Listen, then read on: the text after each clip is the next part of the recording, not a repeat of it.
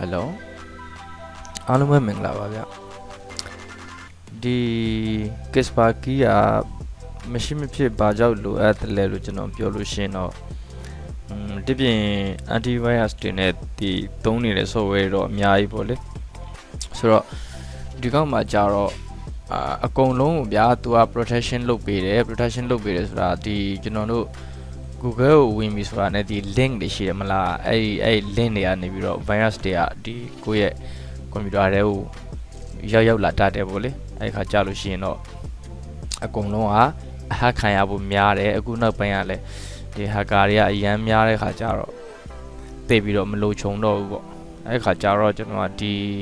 Kasperkey ကိုပဲအသုံးပြုသင့်တယ်လို့တော့ကျွန်တော်ကတော့မြင်တယ်ဆိုတဲ့ခါကြာတော့ကျွန်တော်တို့ဒီကောင်ကိုဘယ်လို free ယူရမလဲဆိုတော့ဒီကျွန်တော်ဗီဒီယိုလေးမှာကျွန်တော်ပြပေးသွားမယ်ပေါ့လေတကယ်လို့ပတ်စံတက်နိုင်တဲ့သူတွေကြတော့ဒီဝယ်သုံးလို့ရတယ်ပေါ့လေဘာလို့ဆိုတော့ဒီဝယ်သုံးတာပို့ပြီးတော့ safe ဖြစ်တာကိုအဲ့ခါကျတော့ဒီဝယ်ရမယ့် website တွေလည်းအများကြီးရှိတယ်အဲ့ဒီ website ကနေပြီးတော့ပဲဝယ်အခုကျွန်တော်ပြောတဲ့ဒီ free trial ဝယ်သုံး free trial ရဗျာရက်30ရတယ်ပေါ့လေရက်30သုံးလို့ရတယ်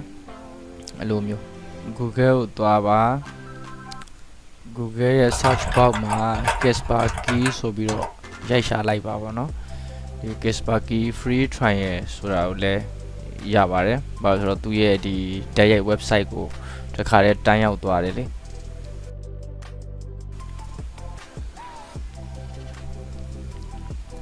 အဲ့မှာ Kasperkey website ရှိတယ်အဲ့ဒါလေးကိုတစ်ချက်နှိပ်မယ်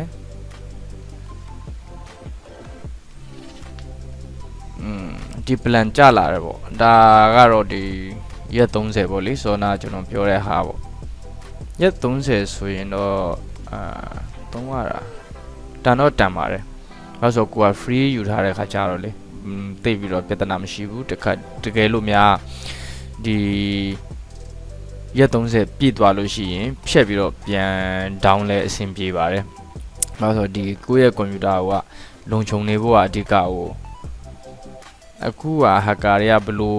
မျိုးနီးလန်းနဲ့လောက်လာလဲဆိုတော့ဒီကိုယ့်ရဲ့ဒီ link တွေထဲကနေပြီးတော့ဗောနော် link တွေထဲကနေပြီးတော့ဒီ malware နဲ့သူတို့ hack တာဗျာ malware နဲ့သူတို့ hack လို့ရှိရင်ဒီ screen ကျွန်တော်တို့ဒီ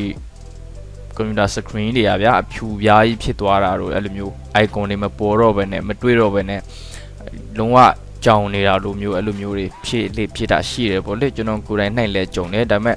ဒီ Kasperkey ထည့်ပြီးတဲ့နောက်ပိုင်းမှာဘာမှမဖြစ်တော့ဘူးပေါ့ကျွန်တော်အဲ့လိုမျိုးဘာမှမဖြစ်တော့ဘူးအဲ့ဒါကြောင့်ဒီ software လေးကသုံးလို့ကောင်းတယ်ပေါ့ဒါ computer ရှိတဲ့လူတိုင်းကဒီ software လေးကိုဆောင်းထားသင့်တယ်ပေါ့လေပတ်စံလည်းမပေးရတဲ့ခါကျတော့အရန်ကောင်းတဲ့ software တစ်ခုလို့ပဲကျွန်တော်ကတော့ပြောချင်ပါတယ် okay ကျွန်တော်ပြောတဲ့နေ့တိုင်းပဲဒီ install ထည့်တာတွေဘာတွေကြတော့လဲကျွန်တော်မပြောပြတော့ဘူးဒါကတော့ထက်တတ်မယ်ထင်ပါတယ်။ဘာလို့ဒီကိုယ့်ရဲ့ Gmail account နဲ့ချိတ်သုံးလို့ရှိရင်တော့